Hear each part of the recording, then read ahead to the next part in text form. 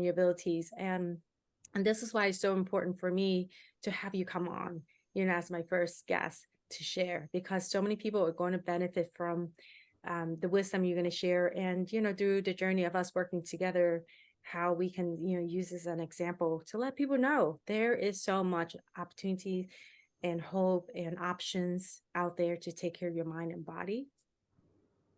Right. As you said when we first met, I've always been an optimistic, kind of cheerful person. But through the journey that you have been a part of and been so significant in, another spoiler here, I will say that what I've added on to that, which I'm going to back up and say I grew up on a farm, and I teasingly say that what I learned was whenever there was a problem, the answer was work. Right? Mm-hmm. And now what I have learned through this journey that we're going to talk about, I have accepted the answer to every problem is gratitude. Mm-hmm. And I didn't have that so much, when I first met you. But now I change every little problem into a gratitude. Like if my knee hurts, I say, wow, I'm so glad I have a knee. I'm glad I have a leg. I'm glad I have nerves that tell me that my knee hurts. Right? Such a very valuable lesson, especially at the hardest time. I always teach a lot of my clients that, and I do this for myself, even at the most challenging time, whatever you're facing that moment, go right into gratitude, because you'll find so much answers right there to ease your mind and ease your nerve, and then be able to know what to do next, right? With that. And it's wonderful. The more that you're grateful for, the more things come to you that you can be grateful for. Right? Oh, lovely. And it's so much more fun to be grateful than to be miserable. That's right. And so I was just looking back, and I started my prior practice 14 years ago. And you probably know this already, but truly what motivated me to start my prior practice is it was never about making money. That was never on my mind, because I was never taught growing up, like, you need to have a big house, car, and things like that. My parents are always a giver, and always thinking about how we can help other people. And I think that's within me. And so when I was working, over 10 decades in the sick care system, and I said I was sick and tired of seeing people just being zombed out on pills, and just I'm not able to share things that I've learned in Chinese medicine through growing up with my father. And I said, I can't say this, I can't say that at work. And so I said, I want to open up my own private practice. I've seen so much great evidence-based result already from different countries, maybe different states in the United States, but more so others outside of the United States, using herbs in food, and especially in Eastern medicine, and how to heal your body. And I said, I'm gonna just go for it, because I know there's other people looking for it, and I don't need to help everyone, because not everyone wants to listen, right? And those who want to listen, who want to be better, will maybe give this a try. And that's how I started, and that's been 14 years in journey. And I know that we got sort of distant a little bit, because I started my private practice very hectic, so much learning curve as a business owner, as well as maintaining the clinical practice and treating and helping other clients. And so I know something was off when I didn't hear from you for a while. And so this 12 years later, this is like 12 years ago. So 2 years into my private practice, I remember the time I'm like, you know what, let me call Cherry, see how she's doing, because I haven't heard from her. And I just need a little Cherry in my life and see how she's doing. And that's when I found out, you were not feeling well. You were really ill.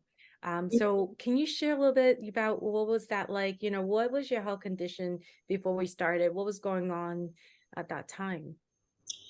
Well, the reason that I didn't call you at that time is that part of the problem was let's call it brain fog, right?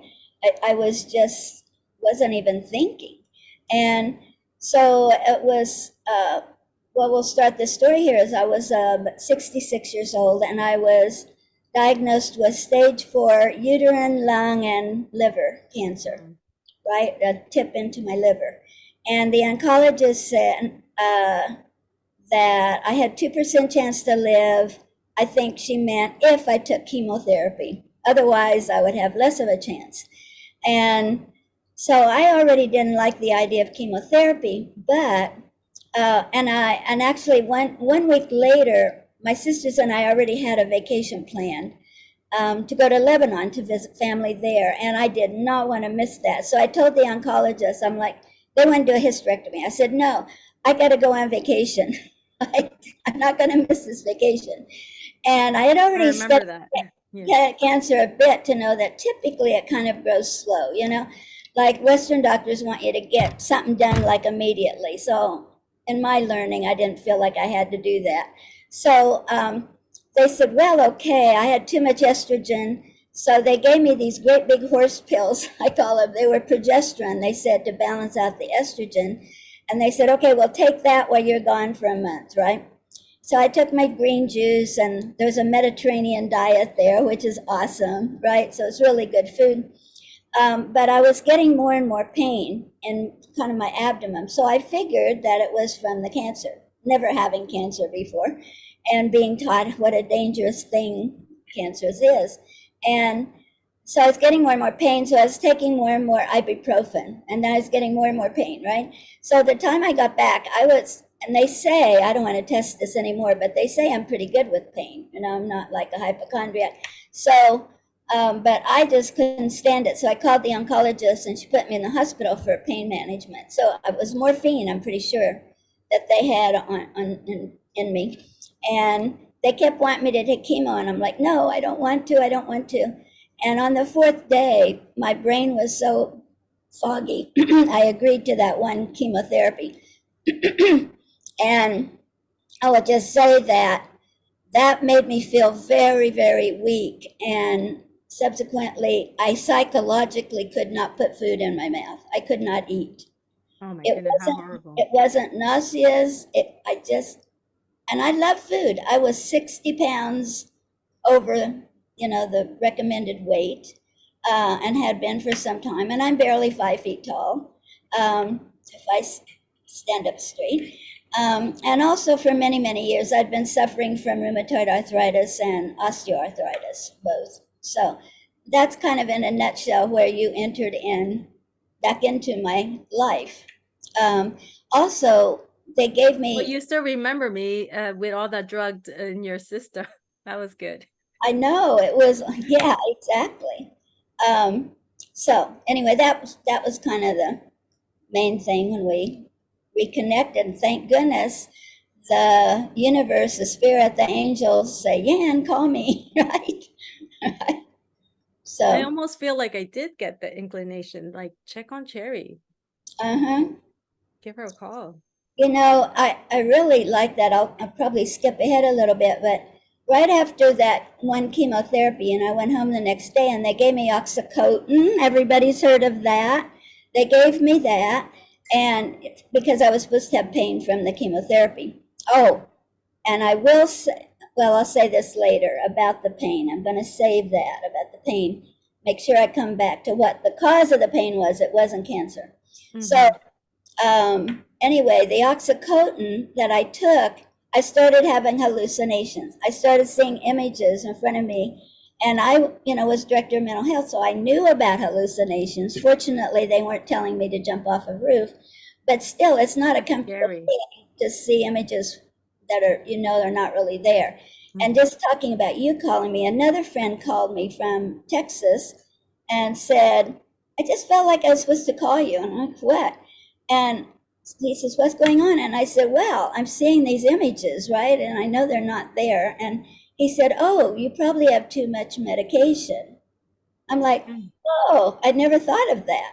So I Mm-hmm. called the oncologist. I told her what was happening. She said, cut the pill in half, right? It was a 12-hour pill, and, go get a different prescription. So I did that, took another day and a half for the images to go away. Mm-hmm. Also, what that friend like you said, don't be worried about them. They're just your guardian angels that come to be with you, and you can just tell them that you don't really need to see them. Just thank them, thank them, and say they don't. They can disappear, and I'll know that they're still there. So lots of those. I just have so many miracles in my life. They used to really surprise me, and now I just say, oh, another miracle. Give thanks, right? Mm-hmm. Yeah. I think it changes how think about things, and then maybe that's also where the gratitude just naturally comes Uh-huh. in practice right now. But yeah, so I think when that was the time when we start connecting, and I realized how dire the situation was.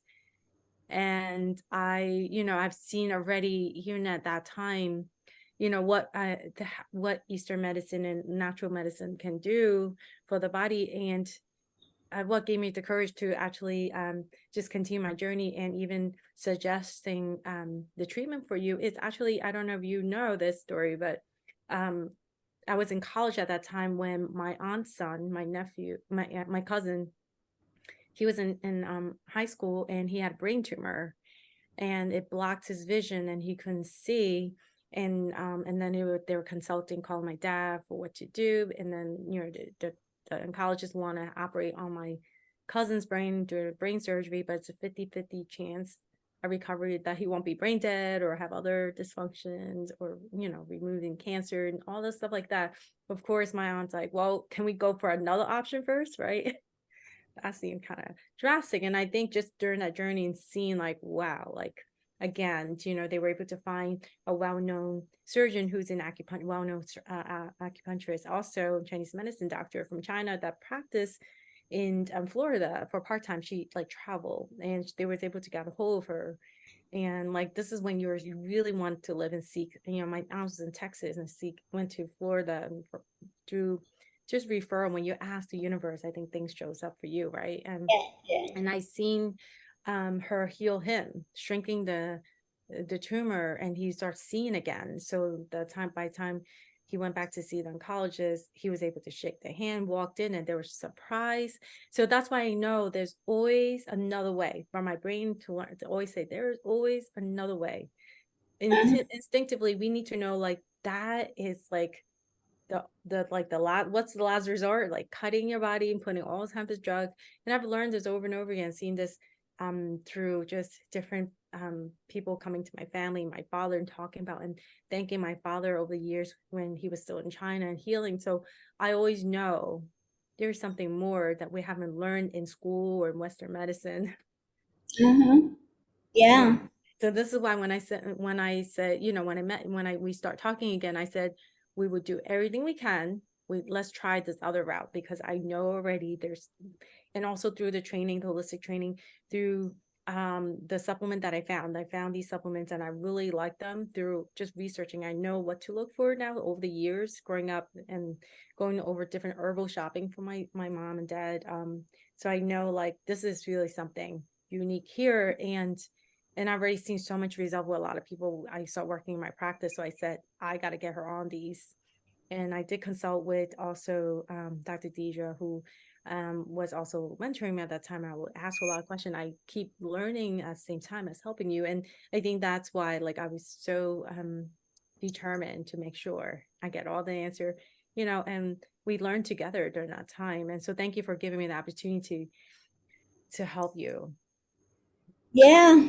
Thank goodness. Thank goodness. I love how the universe provides. You know, at that point, I had been diagnosed with rheumatoid arthritis 20 years before. And I also had osteoarthritis, mainly in my knees. And it was making it kind of hard to walk. Then, basically, one of my knees, was really crimping my style. So that was really bothering me. And, 20 years ago, at that time, is when I really started putting on weight, and getting a lot fatter, you know, and Mm, that was really bothersome to me because I remember never wanting to get my picture taken. And I mm, was so heavy. And I was, like I said, only 5 feet tall and like 170 pounds. So mm-hmm, solidly packed in. And at that time, too, all my life, really, I'll call it workaholic. I liked what I did, but I would typically work till 1 or 2 in the morning, and get up at 6:30 or something to go to work and then work when I got home. Um, so, that was significant as well. And then 6 years prior to my diagnosis is when I really started counting, or when I had the cancer diagnosis, and then started talking with you about how stress is like one of the key things that causes an imbalance in the body, right? And so I actually listed off 25 things. At first I said, "Oh no, I just roll with the flow. I don't have stress." But when I sit down and start thinking, I had 25 things. Like um, it started like a car ran into my car. I had paid off my car, it totaled my car. The airbag came out, mashed my arm into the door, and smashed my bones. Not broke them, mashed them all up. So I got metal in there, Mhm. right? And gave me whiplash, which actually caused my other wrist not to work until a chiropractor fixed that. And what else? What else? I had to buy another car with car payments. 3 months later, my long term work contract as the director of the Multicultural Institute, some new person came in, got jealous of us, and canceled my contract, which meant I had no medical benefits or no salary. No, Just yeah. within less than a month, I had All nothing, that's happening. and I was the sole money earner at that time. And I was raising two little boys. I was 61, I guess, at the time. And let's see what else. So that's just part That's a of. lot of stress though. I mean, that is, I Oh, mean, and you are then my really good. You're very good with dealing with stress as, someone who worked in the mental health field and so forth, but still, that's a lot for anyone. well, and then my father died, and he was really important to me. My mother had died years before that of cancer, and I think she really died of the treatment. She had a lot of radiation and stuff, and then my husband's parents both died, and they're in Jamaica and very low income. So all the expenses of those two funerals. This is after I lost my job, right?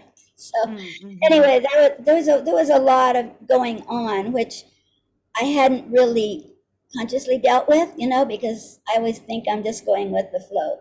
But I think that not doing gratitude, which is, my answer to things right now, caused that stress to really be a critical factor, I think. Mm-hmm. Mm-hmm. And, at that time, I had been taking like 6 methotrexate pills every week uh, And for my rheumatoid arthritis, and it did mask much of my joint pain. Um, but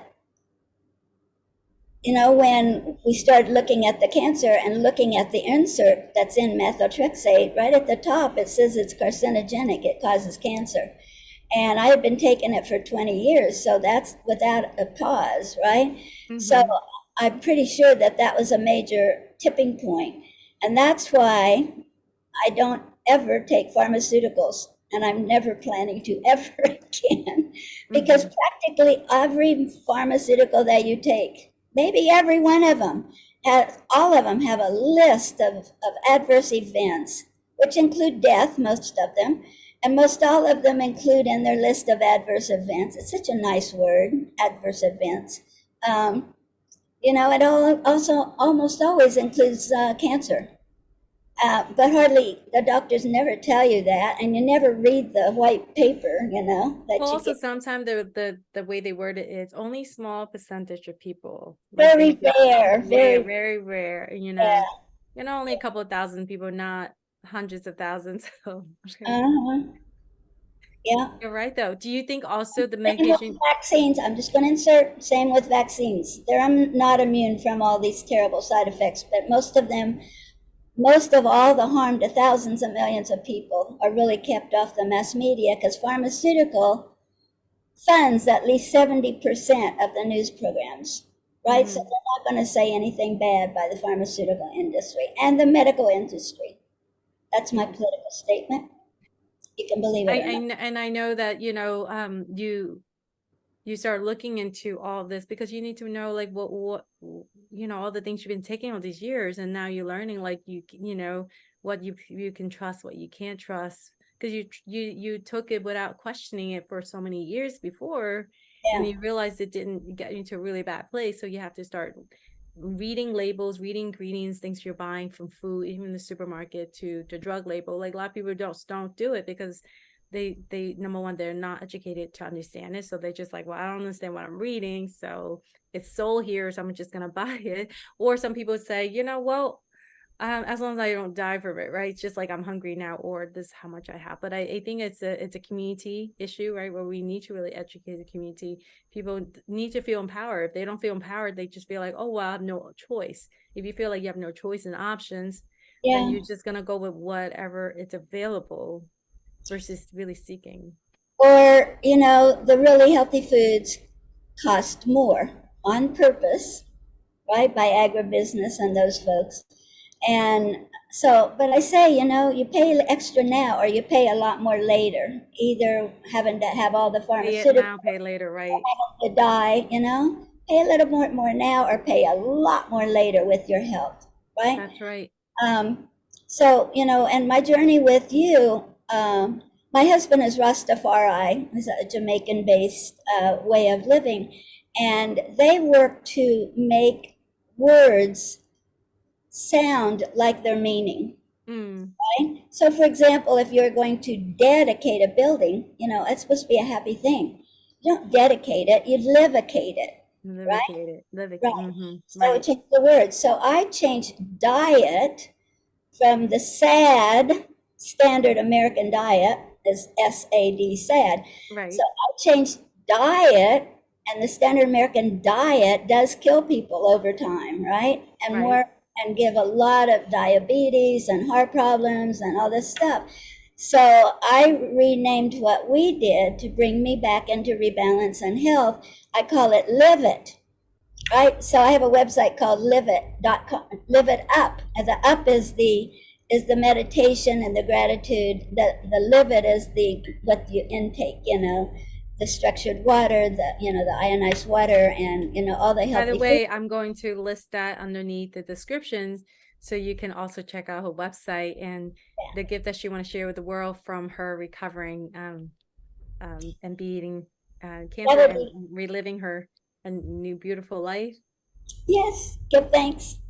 Yeah, so what this is an incredible miracle story, but you know, as I know it, as I really study it, it's not really a miracle. It's just the way were created, but we just Mhm. got Now, I educated. do want to ask you, when you brought up the medications about, for your rheumatoid arthritis and so forth, do you feel like that medication you were taking that really add on a lot of weight for you? Put on less Yeah, weight? I do. I mean, I think around that time is when I really started putting on weight. So I think that that was one of the causes of that. Yeah, and you'd be surprised, right, how many medications, because I've seen a lot when people are on antidepressant and on diabetes medication that also put them on a lot of weight. And Yeah. so You know, there's a look lot out there. at pictures. My face was puffy. You Mm-hmm. know, I mean, I didn't look healthy at all, aside Yeah. from just being really big. Yeah. And you feel like you're eating, of course we can always eat better, but the fact that you feel like, well, you're not eating a lot of food, a lot of junk food. I don't see someone who eats fast food, I drinking did. I did soda. that. I did during You that did. period of time before the cancer. I did. I read books on healthy living, which fooled me into thinking I was doing it. But then I learned that knowing and doing is two different things. So that's Because another key tip for I people. did, I did a lot of, you know, I was a workaholic. I didn't have time to cook and all that stuff, and so I did eat a lot of fast food. Wendy's was way better than Food. McDonald's, Right. So right? we justify like, okay, which fast food is Uh huh. better, right? Yeah, and Mm, I ate a lot of milk chocolate bars, not mm-hmm. like Keiko or whatever.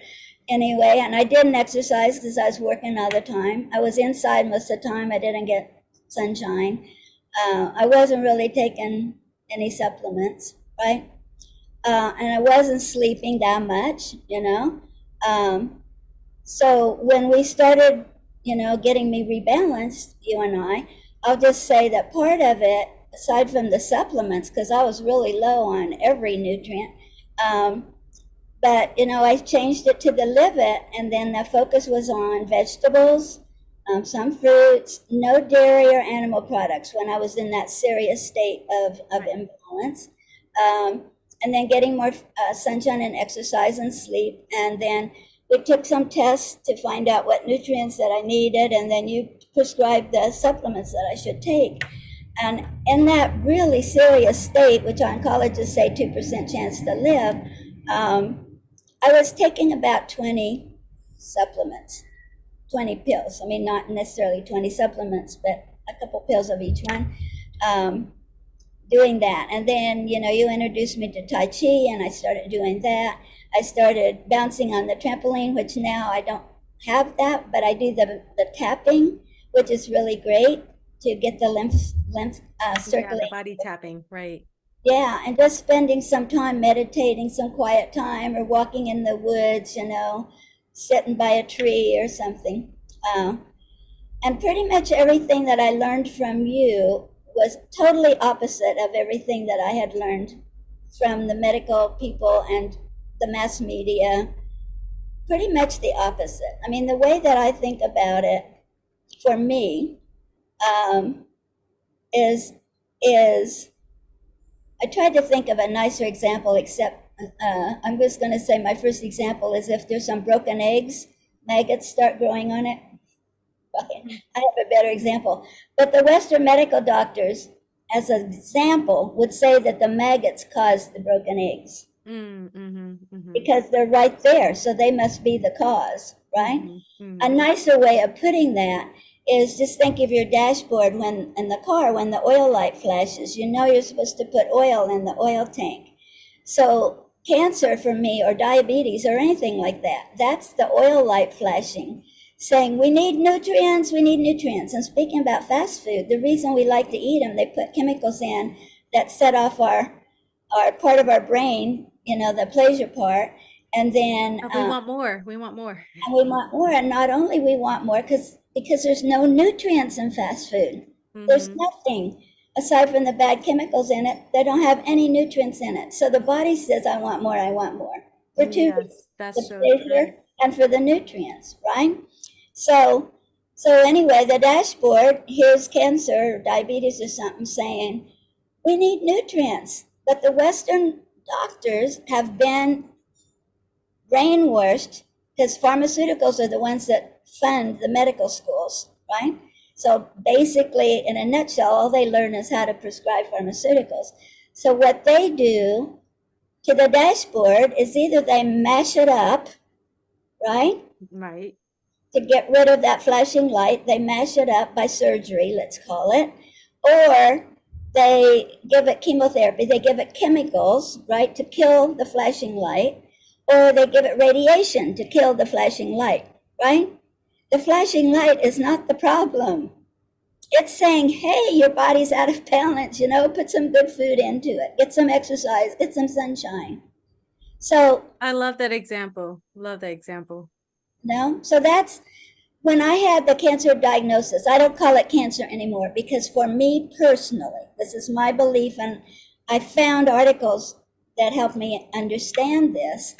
I was quite certain that stress was a problem if you have an imbalance. So I said, okay, I really have to have everything positive around me. I couldn't have any people coming around saying, "Oh, I'm so sorry you have cancer." I'm like, no, we're not saying that stuff. We're saying, hey, it's so great that you're healing yourself. Your body's healing, right? So I didn't let any negative stuff around me, and that's hard for people because people want to be sad about you having a diagnosis, right? And so then but it was hard to feel good about cancer, I must say, because I was really brainwashed that cancer is a really horrible, terrible, invasive enemy that comes in and attacks you. What I found articles of and what I choose to believe, which helped me, you don't have to believe it, but what helped me is I started wondering why I've read that the Western medicine world can't, they say the immune system can't see cancer cells, so they can't get rid of them. That may or may not be true, but that was what I was reading. And so I said, well, that's interesting. Why the immune system that can see everything else? Why can't see that? So the articles I found said that the body actually has cancer cells all the time in It's there, very true. Very true.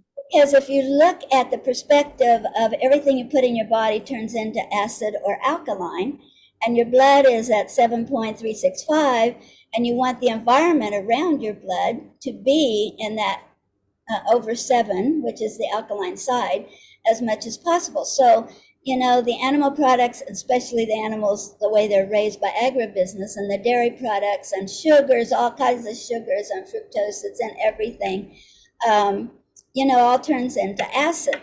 And cancer, normal human cells don't like acid, right?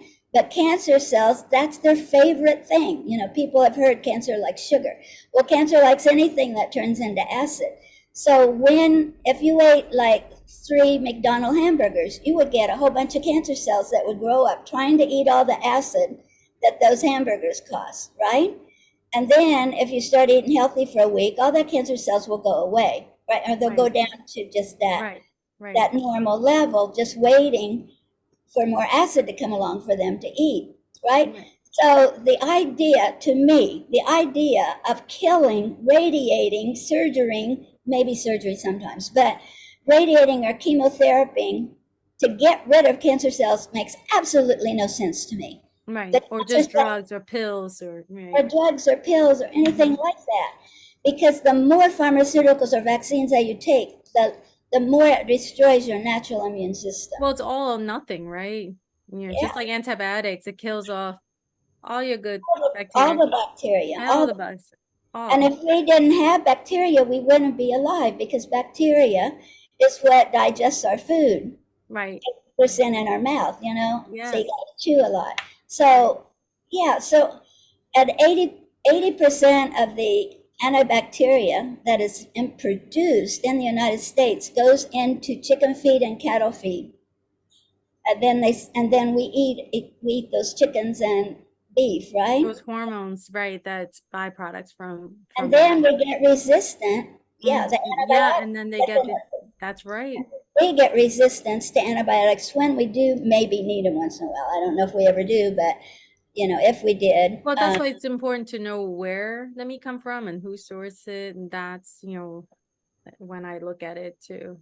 yeah, and most of our regular food that you get in the regular supermarkets are grown by agribusiness, which stuff a whole bunch of chickens in a teeny space. They never get any light or bugs or anything.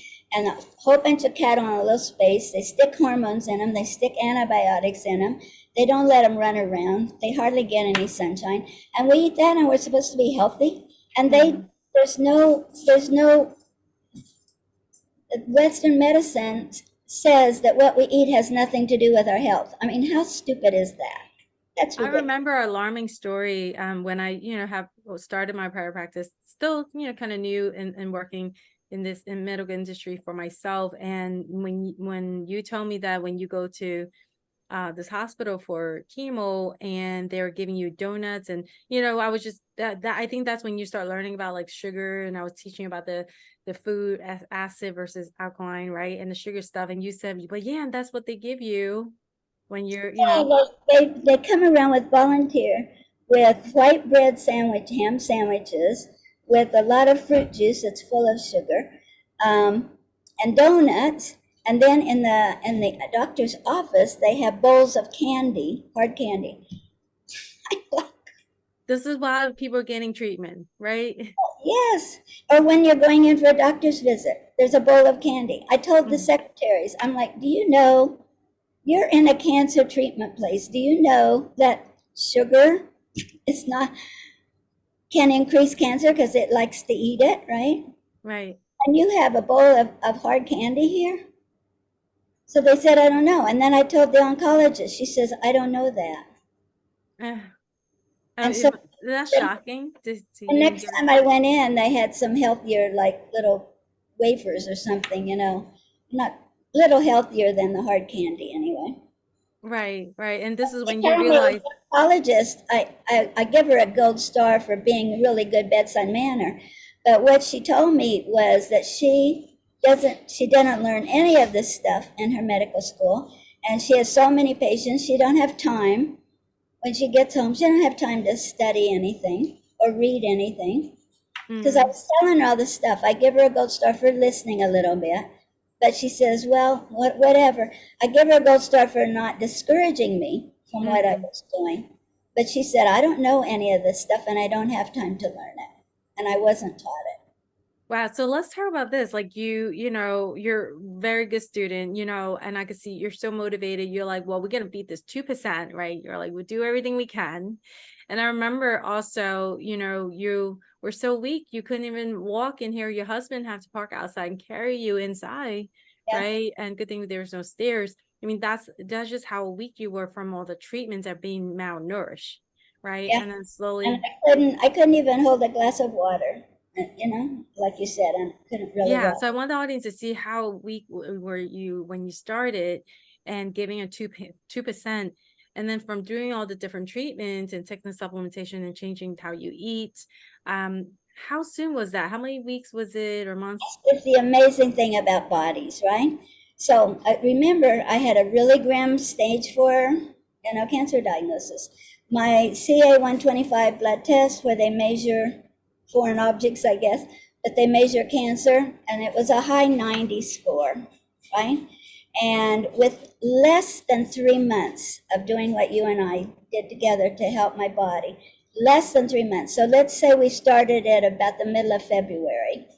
Um, by the third week of April, I had a blood test every 3 weeks. By the third week of April, it was down to 7.5, well within the range of undetectable or normal. You never want Wow. 0 because then you'll be dead, because you always want some cancer cells around waiting to eat the acid, right? Mm-hmm. So really, from middle February to third week of April, they couldn't find any cancer. I mean, Mm. undetectable, right? What were their reaction? They just think it's the chemo. A girlfriend of mine, Anne, came with me to one of my last visit there, because she really wanted to confront the oncologist. Don't you think Cherry is incredible? And the oncologist, a sweet woman, 35, I really liked her a lot. She said, well, what I thought was incredible about her was when we gave her the diagnosis and she was so calm and said, well, I don't have time for this. I have to go on vacation. But she would not acknowledge anything else. So my Mm. friend said, well, do you have any other patients that did a stage 4 cancer that got gone within 3 months? And she said, well, no, can't say that ever happened. So that's about the most, you know. And Mm. I've heard many other doctors of cancer diagnosis patients, where they said to their doctor, hey, I healed with these natural means. And they just totally disregarded it, gave credit to something else, or said it's just remission, it'll come back right away, which when you do their treatments, it does come back most all the time within 5 years, right? Mm-hmm. Mm-hmm. So, this happened, we got me rebalanced by April of 2013, right? So that's 10 and a half years, right? Mm-hmm. Mm-hmm. That's Yeah, right. That's right. since that time. Yes, yes. And for me, I still love hearing that the story, because that's amazing. I want people to know your body can heal that quickly Yeah, with giving the right support, the right environment, food, and supplementations. And this is what also I start to see the power of these supplementations. But there's things that are in pill and herbal form, and some that when you drink them, they go in there like IV therapy and they just get absorbed right away. And you hear me talk about this a lot. When you're this sick, whether you went through chemo or surgery or antibiotic, your digestive system is very weak. So it's hard to break down supplements that are in pill form, and you need supplements that are alive, and a lot of supplementations are not alive out there. They just say what they have, but they don't absorb and break down. And so we need to get the nutrients, the good food, real food, but also supplementation that gets right in there. And then I start seeing it over and over again in other cases where people would say, well, I already take these supplements. And I said, well, let's give these a try. Let's give at least give me 3 months, and again over and over again. And so this is again why I think a lot of people need to hear your body can heal very quickly when you give the right support, things that are getting in there and absorb it at the same time. Even when doctors said, you have 2% chance to live, or your diabetes cannot be reversed, or you need these medications, or pains and so forth, that there are so many things out there that they might not be aware of. It's not that they don't prove all the other things, is that they never study the herbs or the food, that how it can help, and their job, that wasn't their job. And that's why there's so much confused information out there. Mhm. Yeah. You know, just remind me, did I speak of what was the cause of my pain? I can't remember if I came back this. No, no. I just Let's. want to, I just want to say that the pain did not at all come from my cancer. It came from taking those great big progesterone pills, Mm, which was causing the pain. And then mm. no, it wasn't causing the pain. It was causing constipation. I remember was that you were so constipated. So it was that I wasn't sure it was the chemo that's causing a lot of constipation or No, the it was progesterone. progesterone. When I was on vacation, they gave me these big pills to take every day, which I did, these big progesterone, and then I was still feeling more and more pain, and so I was taking ibuprofen, and I was more and more pain. But the pain was from constipation. I had never had that in my whole entire life, so and when you have some pain, you're not thinking too well anyway. And I was on vacation, so there's all excitement stuff. So I didn't even realize that I wasn't doing a bowel movement, right? Mm, mm-hmm, So the mm-hmm. pain came from getting super constipated. So I want to say the same day that I got talked into having that chemotherapy in the hospital was the same day, and I don't remember which came first. 'Cause my mind was morphined. Um, but it was the same day they gave me an enema. That was the fourth day that I was in the hospital. Now they got to know that I had constipation. It was the fourth day when they gave me an enema. The pain went instantly gone totally. Wow. And you can't Wow. say that chemotherapy took pain away instantly. No, no. It was the constipation that got cleared out from the Yeah. enema. Yeah. I was temporarily very angry Mm. because it was in that state of pain and morphine that I agreed to that chemotherapy, which I did not want to have. And it really took me a while to get that anger out of me, and that resentment. Yeah, because you think that they've seen so many cases that they would know. Yeah. Mm-hmm. But at least ask me, have you had a bowel movement today? Nothing ever came up. But finally, when I agreed to the chemo, I'm pretty sure they did the enema right before that. And then I realized there was no pain anymore. But Mm-hmm. it took me a little later to put it all together because I had a lot of chemo, brain fog from morphine and then the chemo. Yeah. And then so within 3 months, Yeah. at the tour when you went back to get your other test, right? What did they, I mean, I remember you said to me, you told me like, yeah, I'm gonna stop the chemo. What did they say though when you said it? The oncologist is very upset. They want me to sign a paper that I was doing that against their advice, which I did. I said, no, I don't want to do it. Mm-hmm. Um, so I went back. So, I didn't they want me to take a whole lot of chemo. But I also had seen what all that did to my mom who had cancer. She died when she was 71, like many, many years ago. So 1981, I think it was. Um, and the treatments turned her into a skeleton. And Mm-hmm. this was so painful to see that. And I'm just and then after that one, she survived that treatment. And then about 3 months later, she got um, a stroke and Mm. went into a nursing home. She was strong enough to finally get out of that. And 3 months later, she had another stroke.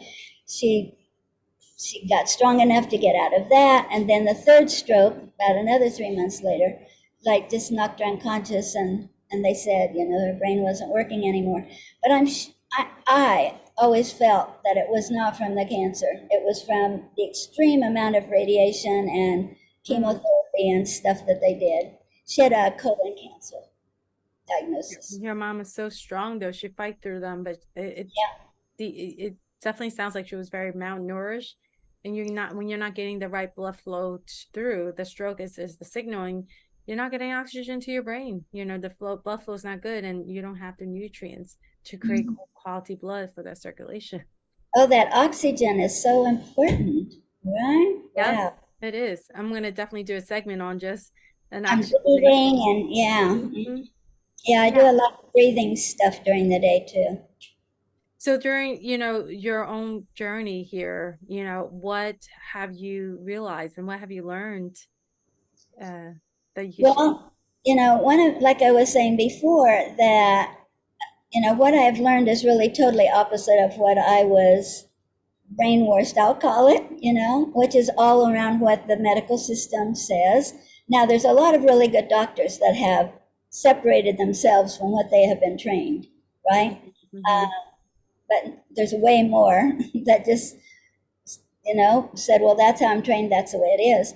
And, they believe what the CDC says, which is totally compromised and funded by the pharmaceutical company. I mean, they have a charge to not only, they're supposed to oversee our health, right? But they are also charged with promoting vaccines, for Mm-hmm. example. I mean, that is a conflict of interest if I ever saw one. So, Mm-hmm. anyway, what I've learned is not to take whatever the mainstream tells you and don't ever question. I said, I learned to question everything, right? During COVID, they said, don't do your own research, because if you did, you would find out that what was going on was not to our better health. Mm-hmm. But a big message that came across again and again and again on mass media is don't do your own research. So I say, yes, do your own research and really search out to some health practitioner that knows something different than what the Western medical schools teach, because they're totally upside down, Right. like the examples that I gave. So that's what I learned. I also learned for myself my own belief that cancer is not a death notice. It's not even something to be upset about. It's something to say, wow, thank you, cancer, for letting me know I got to do a better environment for my body. The Western medical people, they think that humans, for example, know more than our creator. Mm-hmm. Mm-hmm. I'm not getting religious here. I'm just Right. saying we Right. were created with all the abilities to thrive, right? And also the earth was created with all this abundance resources already in the Yeah. soil. So all nature is got every herb to cure anything There's that a we can. reason why we have oxygen, right? Yes, oxygen is a good thing, right? It's right Yeah. up there. Yeah, so the body is built to thrive, to heal, to regenerate. You get a cut, it grows its skin back. So the body is incredible, and human knowledge cannot do better. You know, what we need to use our knowledge for is to realize how nature has everything that we need. The natural nutrients, and that the body can heal itself. That's what we learn. And love is so important. We can operate out of fear. That's a big one. Most people get a cancer diagnosis, they get really afraid. That causes stress. That causes more imbalance in the body. So Mm-hmm. so believe in your body, believe in the creator, believe in nature, believe in your health practitioner that knows what shouldn't be called alternative, should be just back to basics, right? Yeah. Right. Right. And And love, gratitude. I know, and then love you. and gratitude, right? So really, you can just either operate out of fear or out of love. Fear things are resentment, anger, all that kind of stuff goes with the fear. And the love goes with gratitude, appreciation, respect, all that stuff. And, it's much more fun to be operate out of love and not fear. Fear is like a really terrible way to live, you know? So, For wisdom right there. yeah. So anyway, I just so want everybody to know. I tell everybody that come into my contact. We have a guest house, and everybody that comes here, I tell about you, and I tell about the wellness and the stuff that you did for me, because I have it in my Airbnb description. How Oh, I recovered from the thank you cancer. so much. Yeah. So a lot of time people come here because they want to learn a little bit about that. So Oh, nice. But that means you're constantly giving people hope yeah. and something to look forward to, something to work on that, that they might not, I mean, people, a lot of people, I think they hear a little bit here and there and they just never get validated from their health practitioner or their family member. Even their family member sometimes also gets afraid and they just want them to listen to the doctor, right? So they never get any support. And so like you said, people get right into the fear because they don't have a community of people that they can bounce off these thoughts and Yeah, options. that's just so important. We're working with two people now, right? One of Right. my brother-in-law, and he was, he is a doctor in his family, a Western medical doctor, and I'm so impressed that he's willing to listen and follow your advice because he's surrounded by people who believe in the Western medicine thing, and that everything else is quacky or something, right? But he is doing along with you, and he's feeling better, and uh, and he has faith in what you're doing, and that's so important. Um, Belief so and faith. Yeah, that's another huge topic right there. I, mm, for at the takeaway at the end, I ask every guest, what new freedom did you experience from receiving the service and the knowledge that you gain in your life right now? well, I would say there's a couple things. One is I have a freedom of not worrying about the risks that I know that are involved in pharmaceuticals and vaccines and medications, right? Because most people know there are some, the doctor will say, well, the rewards, outlive the risk, right? Um, so, so I have the freedom from not worrying about that because I'm not taking any of that. I will sacrifice whatever not to take that stuff, right? Like if I can't travel unless I do something, I'm not doing it, right? Even if Hmm. it means I can't see my grandson. So, so I just want more and more and more. And I see more and more and more gaining freedom to know, not to believe what we are told by our health officials and our government officials. I just say, question it. Just use some critical thinking, right? So I have the freedom of knowing that my critical thinking helped me to live, right? To really believe in my body's ability to thrive and to believe there's some practitioners that know how to help that to happen, and to just know that, also part of that is to know that things that we call symptoms like a fever or mucus, that's our body's way to get rid of stuff that's not supposed to be in our body. Hmm. We don't need to cover that all up and Hmm. mask it, and keep it from happening, right? So that's the freedom, just to know that we are bombarded by a whole lot of chemicals in our food, our air, everything, right? But we can do whatever that we possibly can to keep a peaceful mind, a mind of gratitude, right? And a belief in our body. We'll be able to heal if we use the natural things that the earth is providing us. Yeah. Thank you so much for that. One last thing, I know we're wrapping this up, is that when we talk about your freedom, is that you have, continue to hit a lot of different life goals. And the freedom, I see the freedom for you to do that. And talk a little bit about what is it like to have a dream come true. Share with the audience about moving from Philadelphia to Jamaica in your life right now. What was that? Yeah, it's hard for me to tell this story quickly, but I would just say that I was going through a difficult period when I was 33. I was getting a divorce, and that was not my idea of happiness. And but around that time, I talked with friends about what we were going to do when we retired, and it came out of my mouth with no pre-thought that I was to have a guest house in Jamaica when I retired. And I'm like, none of us knew really where Jamaica was, somewhere in the Caribbean, right? But we couldn't have picked out the island. And so Mm-hmm. I just tucked it away. And 15 years later, I went to Jamaica, and I ended up meeting a fabulous husband there. He had had a dream that I was coming. There was lots and lots of Wow. obstacles, so much. So we actually, he came up to Philadelphia, kicking and screaming. He didn't want to come. But he lived there with me for 20 years. And then we moved to Jamaica full time in the guest house that he helped build with a contractor friend. So we moved here in 2016. So I love warm weather, which we have plenty of. Um, every morning when we wake up, the palm trees see their shadows, and we have 12 months of summer. The happy trees, right? Love it. Love it. Right. So I'm living my dream, literally my dream life.